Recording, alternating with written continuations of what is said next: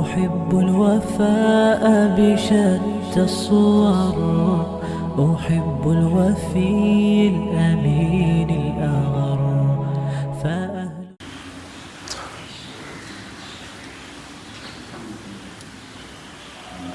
أعوذ بالله من الشيطان الرجيم. بسم الله الرحمن الرحيم.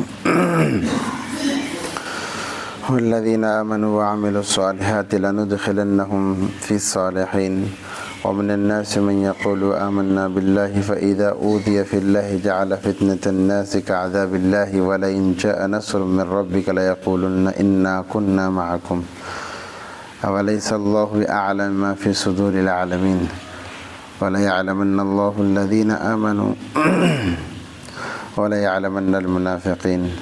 وقال الذين كفروا للذين آمنوا اتبعوا سبيلنا ولنحمل خطاياكم وما هم بحاملين من خطاياهم من شيء إنهم لكاذبون وليحملن أثقالهم وأثقالا مع أثقالهم وليسألن يوم القيامة عما كانوا يفترون. وَلَقَدْ أَرْسَلْنَا نُوحًا إِلَى قَوْمِهِ فَلَبِثَ فِيهِمْ أَلْفَ سَنَةٍ إِلَّا 50 عاما فأخذهم الطوفان وهم ظالمون فأنجيناه وأصحاب السفينة وجعلناها آية للعالمين.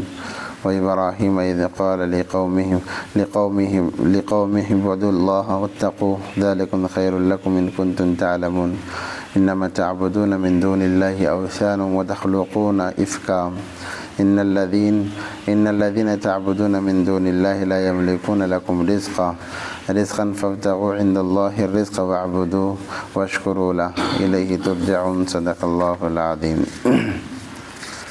اس سے پہلے اللہ تبارک و تعالیٰ نے شروع کے آیات کے اندر مشرکین کا، شرک کرنے والوں کا انجام بیان کیا،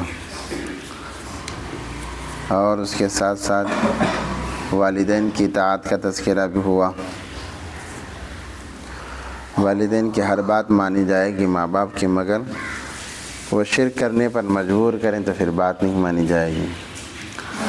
سعد بن ابی وقاص رضی اللہ تعالیٰ عنہ 10 مبشرہ میں سے ہیں، جن کو اللہ تبارک و تعالیٰ نے نبی علیہ الصلوۃ والسلام کے ذریعے سے جنت کی بشارت سنائی.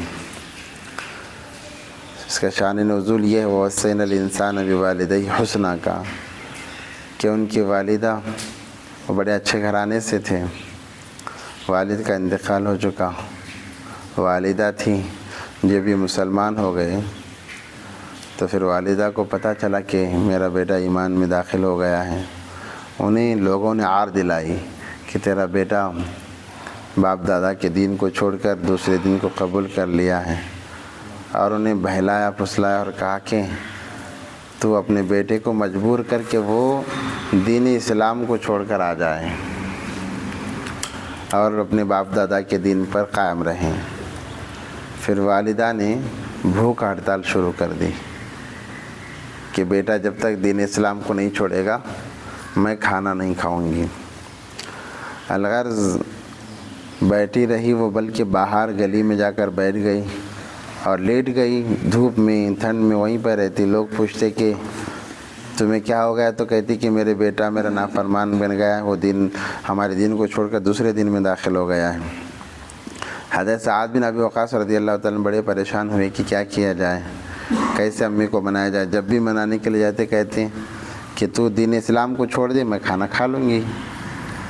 تو پھر نبی صلی اللہ علیہ وسلم کے پاس اس بات کو لے کر گئے تو نبی صلی اللہ علیہ وسلم نے یہ آیتیں نازل ہوئی کہ وَوَصَّيْنَا الْإِنسَانَ بِوَالِدَيْهِ حُسْنًا وَإِنْ جَاهَدَاكَ لِتُشْرِكَ بِي مَا لَيْسَ لَكَ بِهِ عِلْمٌ فَلَا تُطِعْهُمَا، کہ والدین کی فرما برداری تو ضروری ہے، ہاں اگر وہ شرک کے بارے میں ظلم کریں کہ شرک کرو یا اللہ کی نافرمانی کرو، اس میں ان کی اطاعت واجب نہیں ہے.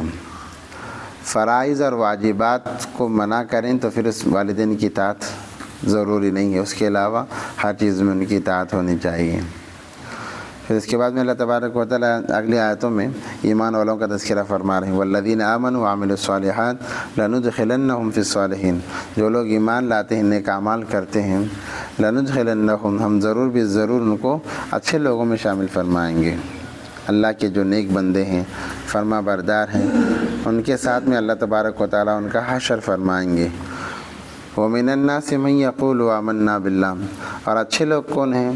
اچھے لوگ وہ ہیں جنہیں دیکھ کر اللہ یاد آ جائے، وہ اچھے لوگ ہیں۔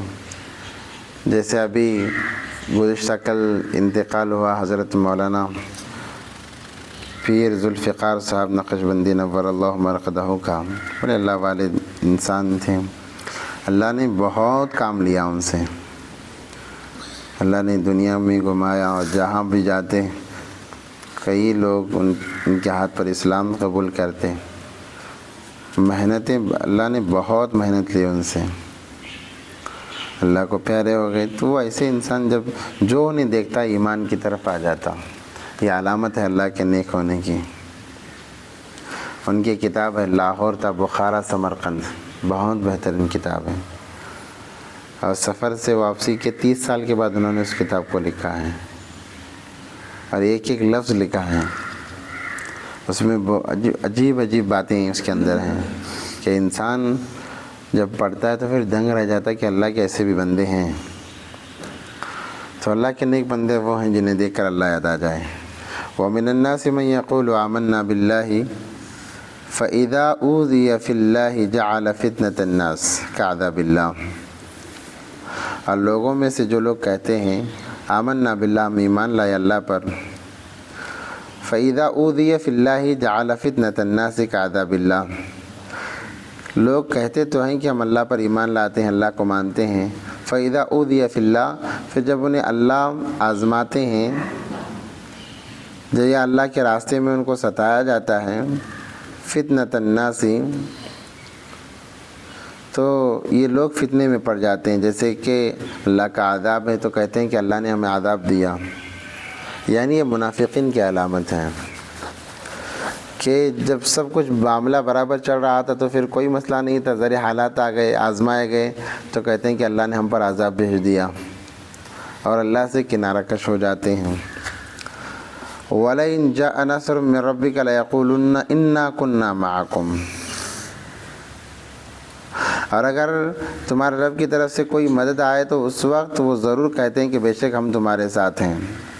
معاملہ یہ ہے کہ حالات آئے ہیں تو پھر کٹ جاتے ہیں، مسلمانوں سے کٹ جاتے ہیں، اللہ سے کٹ جاتے ہیں، اور جب اللہ کی مدد آئے تو کہتے ہیں کہ ہم بھی مسلمان ہیں، اس لیے اللہ نے ہماری مدد کی ہے۔ یہ باتیں بہت غلط ہیں۔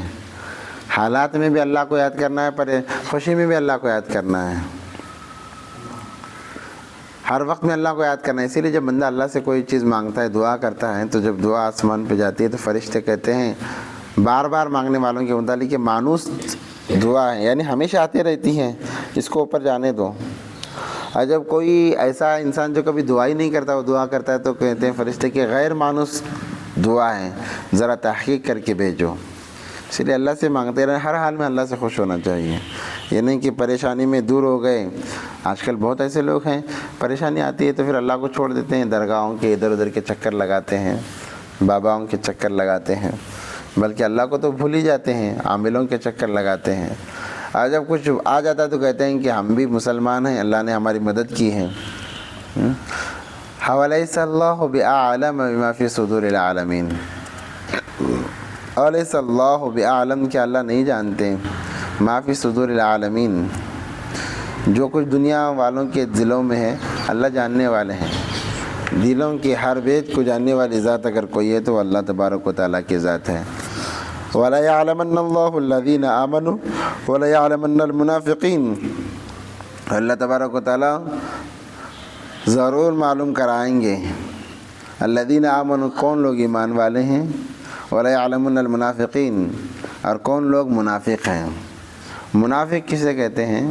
منافق کی 3 علامتیں ہیں، جب 3 چیزیں انسان میں دیکھو تو سمجھ جاؤ کہ وہ منافق ہیں۔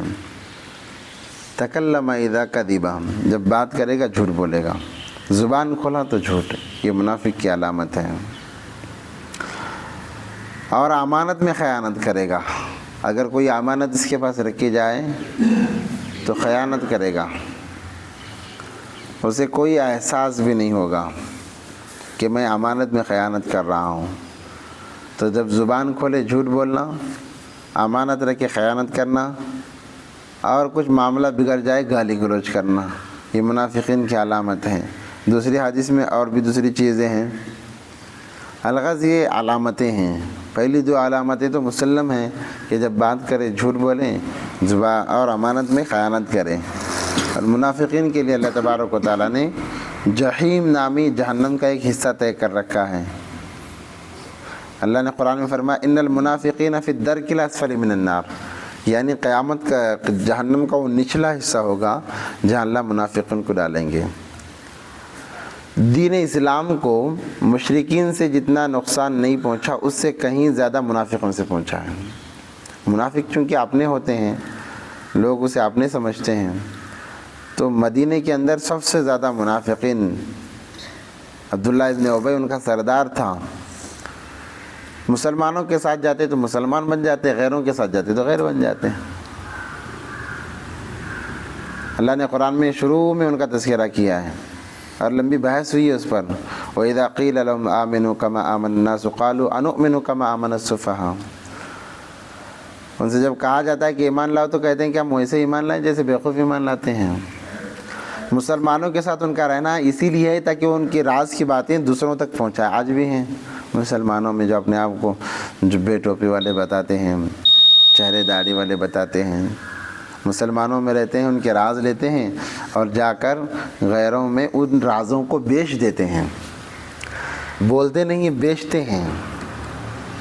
ایک مرتبہ حضرت مولانا ہمارے پیر و مرشد خلیل الرحمن سجاد نعمانی صاحب دامت برکاتہم العالیہ فرمانے لگے کہ RSS کی بہت جگہ پہلے ان کی بہت محنت چلی، ان میں ایک جگہ داخل ہوئی تو دیکھا کہ وہاں پر کثیر تعداد میں علماء ہیں، وہ بھی دیوبند کے فارغ، ندوی کے فارغ، سہارنپور کے فارغ، کثیر تعداد میں اور کام کر رہے ہیں۔ جب ان سے بلا کر بات کیا گیا تو کہنے لگے کہ ہم امامت کریں گے 10-15 ہزار ملیں گے، ہمیں یہاں 1,00,000-1,50 لاکھ روپے تنخواہ ملتی ہے۔ تو علماء میں علماء سو ہیں، عام لوگوں میں منافقین ہیں، اور یہ دونوں ایک ہی کیٹیگری کے لوگ ہیں، یعنی دنیا کے لیے دین کو بیچنا، دنیا کے لیے ایمان کو بیچنا۔ ورنہ پھر غیروں کو کیسے معلوم کہ 3 طلاق دینے سے بیوی نکل جاتی ہے؟ اسے کیا معلوم؟ طلاق کا لفظ ہی ان سے معلوم نہیں تھا۔ ہمارے لوگوں نے بول کر دیا کہ طلاق ایسا بولنے سے 3 طلاق واقع ہو جاتی ہے، بیوی نکل جاتی ہے۔ یا تو پھر انہیں کیسے معلوم کہ ذبح کرنے ہی سے جانور حلال ہوتا ہے؟ انہیں کیا معلوم؟ انہیں کیسے معلوم حجاب ہمارے اندر کتنی اہمیت رکھتا ہے؟ کیا معلوم؟ نہیں، کچھ بھی معلوم نہیں۔ انہیں کیا معلوم کہ بیوی کو دوبارہ نکاح میں لینے کے لیے حلالہ کرنا پڑتا ہے؟ کیا معلوم؟ یعنی یہ راز کی باتیں جو دین اسلام کے اندر اللہ نے رکھی ایمان والوں کے لیے، ساری کی ساری ایک ایک کر کے کھول کے غیروں کے پاس رکھ دیا، اور دلائل بھی۔ تو پھر جس کی وجہ سے غیر کو موقع مل گیا مسلمانوں کے دین نے اسلام پر انگلی اٹھانے کے لیے، طلاق کے معاملے میں، حجاب کے معاملے میں، ذبیحے کے معاملے میں، تمام معاملات میں۔ الغرض وہ لوگ رہتے ہیں تو یہ منافقین ہیں، یہ منافقین ہیں۔ اسی لیے حضرت مولانا تقی عثمانی صاحب دامت برکاتہم العالیہ نے حال ہی میں ایک بیان میں کہا کہ قیامت کے دن سب سے پہلے جسے عذاب دیا جائے گا وہ علماء سو ہوں گے، سب سے پہلے، عام لوگوں سے پہلے، زانی، شراب، جواڑی، کبابی سے پہلے بھی سب سے پہلے جو عذاب ہوگا وہ علماء سو ہیں۔ علماء سو کسے کہتے ہیں کہ علم تو انہوں نے حاصل کیا ہے مگر اس کو بیچ رہے ہیں، ان کا بیچنا ان کا کام ہے، تو پھر ان کو عذاب دیا جائے گا، بڑا سخت عذاب ہوگا۔ تو منافقین، یہ منافقین ہیں جو اللہ تبارک و تعالیٰ کی نعمتوں کا انکار کرتے ہیں۔ وقال الذين كفروا للذين آمنوا اتبعوا سبيلنا ولنحمل خطاياكم۔ وقال الذين كفروا، اور کافروں نے کہا ایمان والوں سے، للذین آمنوا، جو لوگ ایمان لائے ان سے کہا، اتبعوا سبیلنا، تم ہماری راہ پر چلو، ولنحمل خطاياكم، ہم تمہارے بوجھ کو اٹھا لیں گے۔ مشرکین کیا کہتے تھے مسلمانوں سے جو ایمان لاتے تھے؟ اتبعوا سبیلنا، تم ہمارے راستے پر چلو، ولنحمل خطاياكم، تمہارا گناہ ہم لے لیں گے۔ تم کیوں ڈرتے ہو؟ تمہیں جہنم سے ڈرایا جاتا ہے نا، ڈرو مت۔ ولنحمل خطاياكم، تمہارے گناہ ہم سر پہ لے لیں گے۔ وما هم بحاملین من خطایاہم، کوئی بوجھ اٹھانے والا نہیں ہے، کوئی اٹھانے والا نہیں ہے کسی معاملے میں۔ انہم لکاذبون، جو ایسے بولتے ہیں وہ جھوٹے ہیں، جھوٹ بولتے ہیں، کیونکہ ان کا گناہ ہی خود ان کو اٹھانے کے لیے مشکل ہو جائے گا۔ آج اس میں آتا ہے کہ انسان جتنے گناہ کرتا ہے، دفتر جو 99 دفتر ہوتے ہیں ان کو اٹھاتے پھرے گا انسان، ان کو اٹھانا بھی پڑے گا، ایسا نہیں کہ وہ پڑے رہے، ایسا نہیں، اٹھاتے پھرے گا، وہ بوجھ کوئی اٹھانے والا نہیں ہے۔ اسی لیے عمر فاروق رضی اللہ تعالیٰ عنہ فرماتے ہیں، جب وہ بچوں کے رونے کی آواز سن کر ان کو کھلانے کے لیے کچھ لے جا رہے تھے تو کہا کہ میرے یہاں کاندھے پہ رکھ دے، تو غلام نے کہا آپ تو امیر المومنین ہیں، ہم اٹھا لیں گے، ہم کس لیے ہیں؟ تو انہوں نے کہا تھا کہ کل قیامت کے دن میرے گناہوں کا بوجھ تم ہی اٹھاؤ گے؟ کہا کہ نہیں اٹھا سکو گے، تو پھر میرے کندھے پر رکھو۔ وَلْنَحْمِلْ خَطَایَاكُمْ وَمَا هُمْ بِحَامِلِينَ مِنْ خَطَایَاهُمْ مِنْ شَيْءٍ إِنَّهُمْ لَكَاذِبُونَ، تو وہ جھوٹ بولتے ہیں۔ وَلَيَحْمِلُنَّ أَثْقَالَهُمْ وَأَثْقَالًا مَعَ أَثْقَالِهِمْ، ہاں، اور وہ البتہ ضرور اپنے بوجھ اٹھائیں گے، اور بھی بہت سے بوجھ اٹھائیں گے، ان کے ساتھ میں ہوں گے۔ کیوں؟ اس لیے کہ نافرمانی کی طرف دعوت دی ان لوگوں نے، تو جو لوگ ان کی دعوت سے نافرمان بنے ان کا بوجھ اٹھانا پڑے گا۔ میری دعوت سے کوئی گمراہ ہوتا ہے، نافرمانی کرتا ہے، تو مجھے اس کا بوجھ بھی اٹھانا پڑے گا، اسی کا تذکرہ ہوا۔ وَلْيَحْمِلُنَّ أَثْقَالَهُمْ، وہ بوجھ اٹھائیں گے، اثقالا مع اثقالهم، اور اس کے ساتھ بہت زیادہ بوجھ اٹھائیں گے۔ وَلَيُسْأَلُنَّ يَوْمَ الْقِيَامَةِ عَمَّا كَانُوا يَفْتَرُونَ، اور قیامت کے دن ان سے ضرور اس کے بارے میں پوچھا جائے گا کہ جو کچھ وہ گھڑتے تھے، جھوٹی باتیں کرتے تھے کہ موت کے بعد کچھ نہیں ہے، ساری چیزیں ان کے بارے میں ان سے کل قیامت کے دن پوچھا جائے گا، اور اللہ تبارک و تعالیٰ اس کی گرفت کریں گے۔ دوسرا قصہ شروع ہو رہا ہے، کل کر لیں گے انشاءاللہ۔ تو الغرض یہ ہے کہ اللہ تبارک و تعالیٰ نے ان آیات کے اندر سب سے پہلے جس کا تذکرہ کیا ہے کہ فتنے میں نہ پڑو، ایمان والے، مکمل ایمان والے بنو۔ اللہ نے قرآن میں بھی جگہ جگہ کہا آمنو آمینو کما آمن الناس، تم سے پہلے جیسے جو لوگ ایمان لے کے گئے، انبیاء اور صحابہ، ان جیسا تمہارا ایمان بنانے کی کوشش کرو، وہی ایمان والے کامیاب ہیں۔ منافقین کی چال مت چلو، منافق مت بنو کہ ایک طرف جہاں دین ماحول میں گئے تو دیندار بن گئے، بے دینی کے ماحول میں گئے تو بے دینی بن گئے، یہ منافقان علامت ہے۔